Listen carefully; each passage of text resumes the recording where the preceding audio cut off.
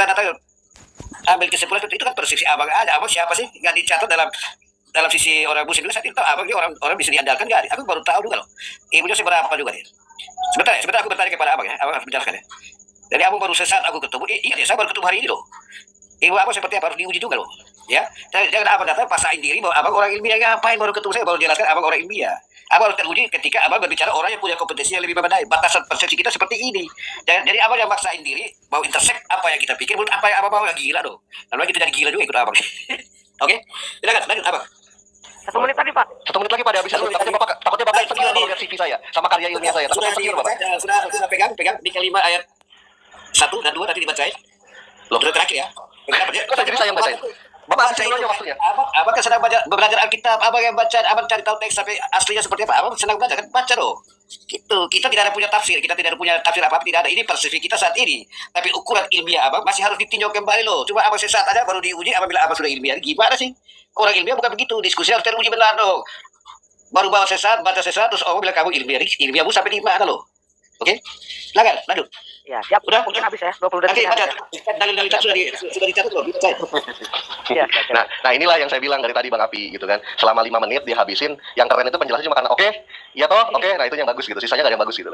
Nah Bapak pertama yang paling terakhir yang saya tangkap, Bapak mau lihat kapasitas saya, jangan insecure ya Pak ya. Bapak punya karya di Scopus nggak Pak? Yang minimalnya Q3 nilainya gitu. Punya reviewnya internal, eksternal dan internasional Pak. Kalau saya kebetulan bahkan punya metode sendiri Pak, yang diadopsi sama kampus. Ya, nih ini metodenya saya nih Pak. Komunikasi ilmu jadalah yang metodenya saya nih Pak. Lihat ya. Ini diadopsi sama apa? Sama sebuah kampus, walaupun kampus Islam ya, karena saya orang Islam.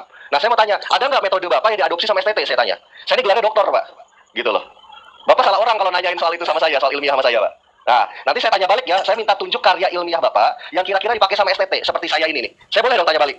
Nah, kalau Bapak nggak bisa tunjukin ini, berarti Bapak nggak sebanding dengan saya nggak mau lanjutin pembicaraan. Karena namanya diskusi, dua arah, head to head, itu harus seimbang. Gitu loh Pak. Nah, nanti Bapak kata kuncinya kalau mau memvalidasi itu ya, tinggal cari Pak, kata kuncinya boleh Reski, boleh di Google Scholar, boleh juga di Scopus atau Sinta ya. Karya ilmiah saya banyak Pak soal itu Pak. Nah, itu saya jawab ya. Yang kedua, tadi Bapak bilang gitu, kita nggak pakai apa tafsiran dan lain-lain. Wah, ini ngaco nih kalau Bapak bilang Alkitabnya ada tafsirannya Pak. Nih, makanya Pak belajar itu yang benar Pak. Bapak ini kuliah apa enggak sih sebenarnya? Curiga Bapak ini nggak kuliah gitu loh. Nih, Pak, saya tunjukin di Alkitab itu ada tafsirannya Pak. Nih contoh kita bicara Kejadian pasal 1 ayat 1 ya. Gitu kan. Kalau kita klik nih ayatnya. Nah, ini ada tafsiran dan catatan nih Pak. Nah, tafsirannya banyak Pak, gitu loh. Ada apa? Ada Full Life, Matthew, SH, Yutli, Galilah, Bis, Yerusalem, ND, dan lain-lain. Ini tafsiran semua Pak, bukan komik porno, saya kasih tahu. Bukan, semuanya adalah tafsiran. Kebantah lagi statement Bapak yang kedua. Ya, lalu apa lagi Bapak statement? Karena banyak banget statement Bapak yang sampah gitu loh. Oh ya, soal otoritas terjemahan LAI. Nih Pak, saya mau tanya sama Bapak. Kalau LAI ini Bapak bilang ahli semua, kok ahli kok terjemahannya bisa ngaco Pak? Saya buktiin nih terjemahan ngaconya di mana. Kita buka Pak, Markus pasal 16 ayat ke-8 ya. Nih, nah ini saya tandain nih. Kalau kita lihat Yunani ya Pak, kenapa saya bisa ngambil Yunani Pak? Nih ada buktinya lagi Pak, kalau saya pakai referensi semua ngomong itu. Kenapa saya tinjau pakai naskah LAI? Karena Lembaga Alkitab Indonesia menyatakan teks perjanjian baru diterjemahkan dari teks Yunani. Kalau kita lihat di website LAI, yang dipakai sama dia adalah Textus Receptus tahun 1894, yaitu yang tipe Scrivener. Ya, Scrivener. Nah, itu tahun 1894 ini 1894. Ini makanya saya pakai ini. Nah, di sini Pak berbunyi nih. Saya tahu kalau Bapak umat terjemahan buta huruf asli, biasa yang bacain. Kai exceltosai tahu evigon opotou menimeu aikande autastromuskai extasiskai audeni auden eifon evofon togar. Nah, berhenti di kata evofon togar yang diartikan dalam LAI itu karena takut, harusnya sampai sini. Nah, lantas LAI ini nambahin ayat sendiri ini di sini nih satu paragraf. Gitu loh. Wah, masih percaya otoritasnya kayak gitu. Mau dibilang itu ahli. Bentar, satu. Mau dibilang itu ahli, Pak, yang ngebohong kayak gitu. Udah silakan 1 menit saya sumbangin untuk Bapak Leslie berdongeng. Oke, saya satu ditanya. Ilmuwan abang bahwa dokter kok apakah teruji di punya keimanan ya? Kalau teruji di nah, jadi abang jangan ngomong. Jangan abang hanya di ilmu kandang aja, jangan ngomong di luar. Banyaklah kita tahu lah. Saya tahu. Iya, jadi jangan ngomong makan puji bilang dokter kok apa. Itu kan ilmuwan abang teruji di keimanan abang aja, belum teruji di kekristenan. Ngomong menjelas orang kita hati-hati loh. Aja pakai bawa kata ilmiah lagi. Ngomong kayak makan puji aja.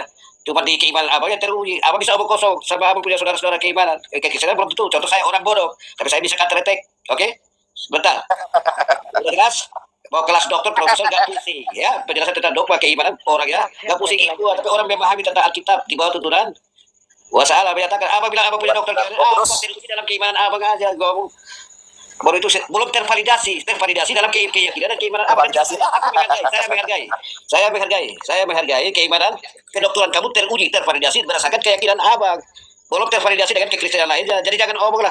Oke, makasih. Pak, kalau saya orang dulu, sebentar Pak Leslie. Pak Leslie belum menunjukin ke saya. Pak Leslie kan mempertanyakan tentang validasi keilmuan saya kan. Saya tanya Bapak, mana Bapak buktinya Bapak orang ilmiah? Belum Bapak jawab. Saya orang bodoh. Saya kan sudah bilang tadi. Abang dari Oh, ya udah berarti gak layak ngobrol sama saya, Pak. Ya, oke ya. Bapak sebentar. Bapak mau tunjukin nggak saya pernah ngajar di STT di Sekolah Tinggi Filsafat dan Teologi Negeri Jakarta? Bapak mau lihat nggak? Satu lagi saya pernah mengajar di STT Sekolah Alkitab Stapin Majalengka. Bapak mau lihat juga? Saya 2 kali Pak ngajar STT-nya Kristen. Siapa mau terbalik dengan orang lain lo? Bapak sama kamu aja gak perlu terbalik. Kamu datang bawa ilmiah. Kamu kosong aja. Belum teruji. Oke, saya tanya. Bapak udah pernah ngajar calon pendeta belum? Saya tahu banyak profesor dokter ya. Aku saya tahu semua banyak lah, tapi gak usah omong lah. Oh ya udahlah, karena memang kalau Bapak ini awam, gampang tantruman ya. Oke, Bang Abi, saya izin serahkan kepada kawan-kawan yang lain Bang Abi. Memang nggak setara. Iya, gini ya. Memang. Kalau Bang Abi, Izin masuk ya, saya mewakili host mungkin ya. Izin masuk saya mewakili host kok larinya jadi ke personality yang kita bahaskan di dalam Yeremia 9 nomor 6. Terus juga saudara juga kan nanyain tadi tentang ayat yang keempatnya. Itu merujuk ke siapa? Apa itu penegasan? Kalau ada di Bible silakan buktikan. Itu pun tidak dijawab sama Palestina. Mungkin kan kapasitasnya susah juga kan kalau tidak mengerti. Mungkin mbaknya yang Bapak Palestina tadi kalau mau ngomong silakan banyak. kalau saya lebih baik ngobrol sama Kak Sharon yang masih mahasiswa, lebih akademik sih ketimbang naik lagi Bang Lord. Tunggu aja di sini Bang Lord. Tunggu aja di Yang sini. bilang soal akademis itu loh. Enggak tadi denger ini apa curhatan santun hoten. Apa yang so ilmiah so akademis. Makanya gua naik teh anu King. Gua pengen ajarin hoten Maksudnya gini loh Bang Aryo. Bang Aryo, apa namanya karya ilmiahnya ada masuk Scopus. Karya ilmiah saya juga masuk Scopus gitu loh. Kita tuh gak mau ria sebenarnya Bang Aryo. Makanya. Iya masuk Scopus. Karena kita juga tadi menghargai Mbak Saronnya kan yang membawanya kan. Lebih enak gitu kalau Mbak Saron kan apalagi seorang mahasiswi kan. Enak gitu. Yang lebih lucu gini Kang Yo sama Chris Kiki. Ada salah satu STT ya yang kemarin viral Nias yang kita bongkar. Itu nggak punya Sinta, Stek Brim. Itu kan botol itu. Jadi satu sekolah tinggi teologi itu bisa gua kalahkan angka Sintanya. Sama Bang, bisa gua kalahin sendiri juga satu kampus. Iya, makanya gua ketawa aja kalau ada hotel ini ya. Gua bukannya sombong ya Tem ya. Ada satu STT lu aja itu udah pasti kalah jauh sama Sinta gua. Gua cuma sendiri aja. Itu aja. Lanjut Ki. Makanya kalau dia mau ngomongin soal karya ilmiah, bukti validasi keakademikan, wah seneng pakai banget saya mau hajar-hajar dia gitu. Tinggal kata kunci saya dimasukin keluar sama jurnal saya. Aduh. makanya tadi gue panas Ki. Ada orang sosok ini ya ini soal akademis nih gue bilang ini. Pengen naik ini gue. Ternyata udah kabur lagi. Lanjut. Yeah, kabur. Gua pengen pulang. Yeah. Mungkin disangkanya saya kayak teman-teman yang berapologet yang tahu dari dunia maya lalu ngomongin tentang agama lain. Disangkanya gitu kali Bang Oreo. Itu. Iya betul. Boleh cek di list saya. Mahasiswa gue ada juga oten tuh Ki. Nah iya. Mahasiswa gue tuh oten Ki. Bimbingan skripsi gue tuh oten loh. Iya, jangan gila ya Tem ya. Tapi saya dosen juga lu aja tanya, di STT tuh masih kalah jauh sama gue. sama Kak Sharon. Kak Sharon saya mau tanya. Kak Sharon kan kuliah, memang dari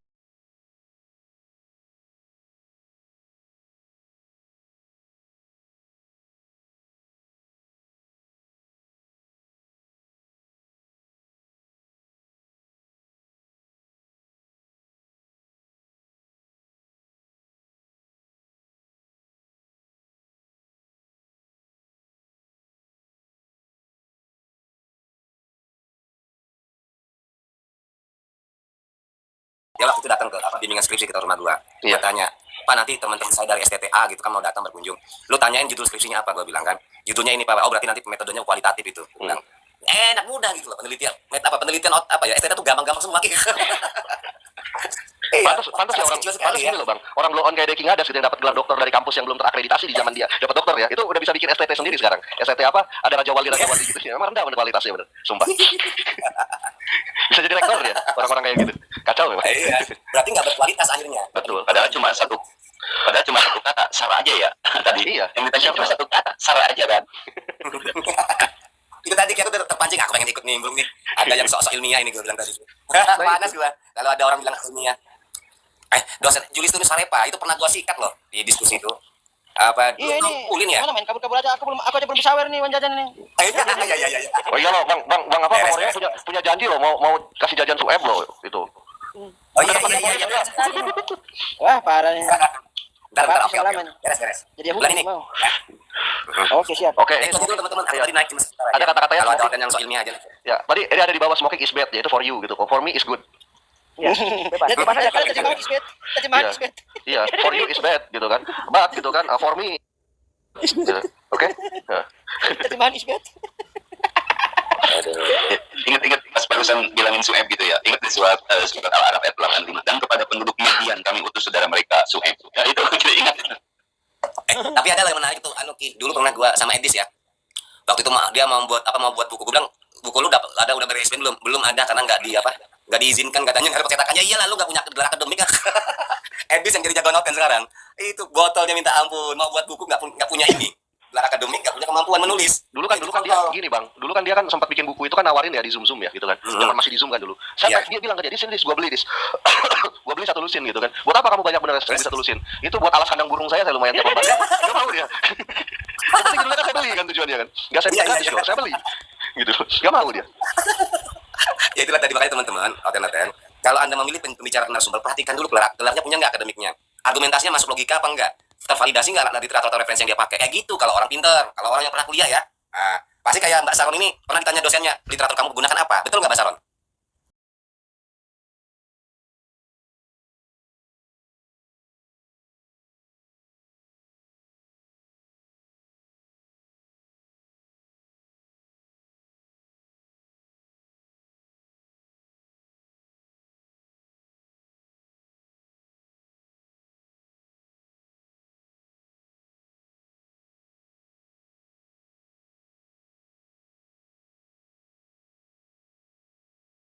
Level debat tingkat nasional, pernah kita jadi juri debat.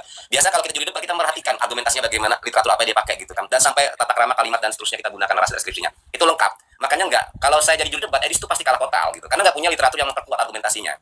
Nah itu kalau kita bicara pada rasional, logis. Karena kan gini bang, kalau kita mau bicara akademis ya, perdebatan akademis atau ilmiah, itu kan setiap argumentasi itu ya harus mengandung 3 aspek kan, 3M, method, manner. Nah, nanti di dalam metode itu baru nanti ada namanya pengkajian referensi atau literatur. Referensi dibagi 2 gitu kan, secara empirikal maupun literatur. Tapi kalau dalam perdebatan yang dipakai kan literatur kan soalnya.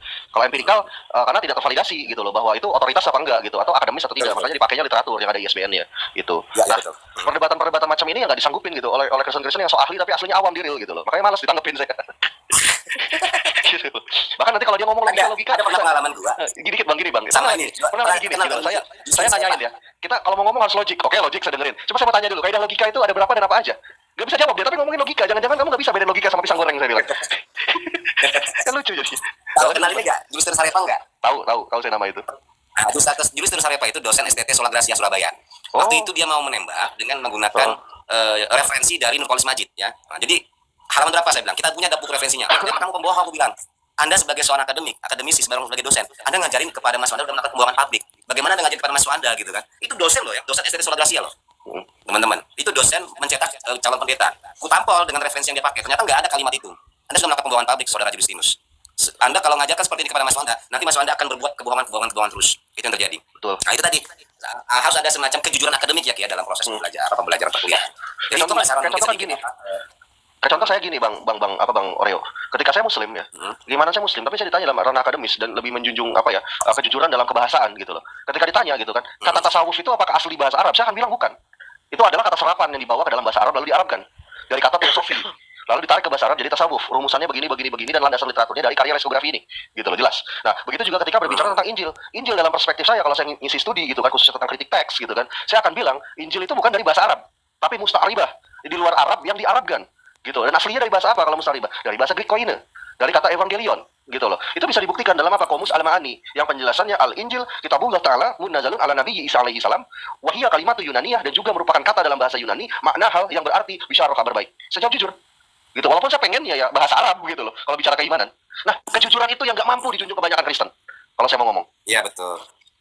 Tapi ini Ki, bagi teman-teman Kristiani yang non sekolah STT itu seperti mahasiswa gue ya Ki ya, mereka jujur loh Ki. Kalau bicara konteks umum ya, dia mereka jujur. Jadi ada satu misalnya, lu dapat skripsi apa judul ini dari mana gini Pak, nanti kita lihat, udah cek plagiasinya belum, udah Pak gini nah plagiasi dulu gitu kan. Nah makanya pernah aku tanya, kebetulan kakaknya itu sekolah di Calcutta. Nah sekarang kakaknya itu sudah jadi pikaris gitu kan. Mbak Salam udah paham ya Mbak? Pikaris ya Mbak? Paham pasti bahasa.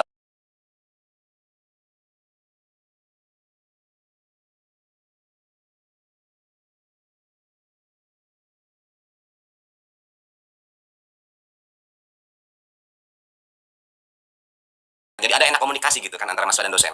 Nah ini yang sebetulnya ini harus dibangun oleh sang dosen tadi, terutama dosen STT. Kalau dosen STT sudah bisa membangun kejujuran di dalam proses akademik ya kan, ada namanya di dalam kampus tuh etika akademik ya, ada pedoman etika akademik. Tapi kebiasaan mungkin contoh seperti STT Nias ini banyak sekali tidak memiliki etika akademik gitu kan, sehingga terjadi apa, STT-nya ya seadanya aja. Yang terjadi ya yang muncul adalah mata kuliah yang tidak sesuai dengan pedoman kurikulum dan segala macam akhirnya amburadul gitu Kang. Tapi, Nah, tapi gini Bang, saya bisa menelaah ya. Ini baru hipotesa aja. Kenapa bisa sampai masalah itu terjadi? Karena gini, problemnya di Indonesia kalau bicara akademik yang notabene serempetan dengan agama, itu kan di bawah Kemenag, ya kan? Bukan di bawah Kemendikbud loh gitu, dan di bawah Dirjen bukan, tapi di Kemenag dan di bawah Dirjen Agama masing-masing, ya kan? Kayak contoh kita bicara IAIN berarti kita bicara Dirjen Bimas Islam. Nah, kalau yang Kristen STT ya berarti kita bicara di bawah Dirjen Bimas Kristen. Nah, Dirjen Bimas Kristen ini kayaknya terlalu malas untuk turun ke bawah dan mengecek standarisasi tadi, Bang. Gitu loh, menurut saya ya. Gitu loh, kayaknya gitu.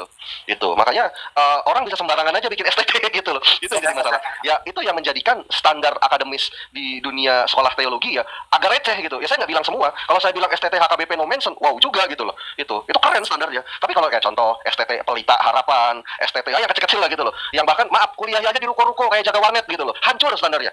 Saya kasih tahu.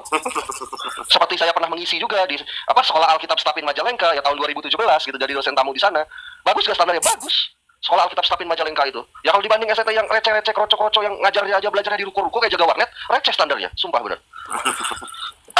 yang tadi teman-teman Kristiani yang pengen ikut dalam diskusi, seperti Bapak tadi kayak Bapak Leslie, sebaiknya nggak usah bicara tentang konteks ilmiah kalau tidak paham definisi ilmiah. Itu maksud kita kan. Betul. Kalau kita mau bicara tentang validasi atau realitas, kalau nggak paham terkait konsep dua tadi itu mending nggak usah. Bicara apa adanya. Jujur itu sangat kita harapkan. Kejujuran itu penting loh. Di dalam akademik itu kejujuran penting. Karena apa? Contoh kayak Mbak Saron, saya sebagai mahasiswa, saya sebagai dosen. Saya biasa mengecek misalnya pekerjaan mahasiswa. Mbak Saron, apa Anda sudah menyelesaikan tugas? Belum Pak misalnya. Itu kejujuran itu kan. Mengatakan sudah Pak, tapi pada saat ditanya buktinya mana, itu nggak bisa menjawab. Nah itu yang sebetulnya adalah satu tindakan yang itu namanya etika akademik di dalam kaidah-kaidah perguruan tinggi. Jadi itu dulu Ki, aku tadi cuma mengejar oten yang Leslie tadi aja tadi naik.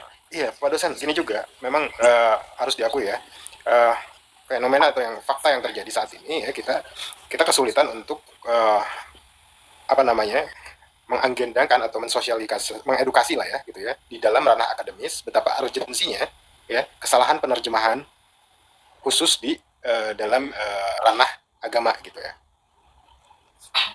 Nah ini kita ambil contohnya pada saat kemarin langkah ELAI membuat satu event webinar ya dengan mengundang narasumber dari Islam untuk artinya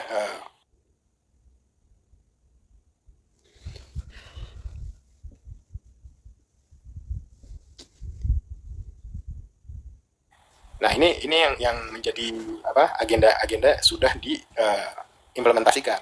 Tapi kalau saya lihat justru ini kurang menarik, kurang atensi. Yang dihadiri cuma 70 orang gitu. Nah, ini memang ada urgensi di bidang masalah bahasa dalam penerjemahan khususnya gitu ya, yang sudah dibiarkan bertahun-tahun gitu. Dan ada masalah birokrasi juga yang menghambat gitu. Jadi ada upaya-upaya juga di dalam badan-badan lembaga-lembaga agama yang masing-masing sudah istilahnya sudah inilah ya, udah disusupi dengan agenda-agenda lain gitu. Sepertinya akan butuh waktu yang panjang sih.